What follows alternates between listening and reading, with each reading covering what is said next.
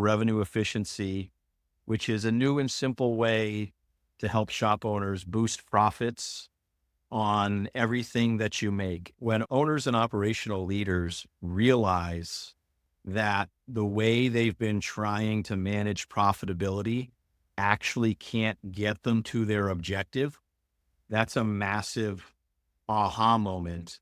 If people are hitting more than 50% gross margin, they're doing good. If people are hitting 45 or less, they're doing just okay. They're doing less than 40, they're not doing well. Usually when we have conversations like this, we ask folks, what's your efficiency assumption when you quote work? And we're pretty much undefeated at the answer always being 80, right? All my jobs are going to run at 80% efficiency. Well, the last time I took a machine in a small shop and I used Datanomix to figure out efficiency, and it was a onesie twosie shop doing high value prototypes, one or two pieces, very expensive. Their utilization on the equipment was around 36%, Greg. Yep. So, but they were bidding as if the piece of equipment was being used 100% of the time and efficiency was at 100%. For every hour you go over on a job, it costs you 2x what you think you're making.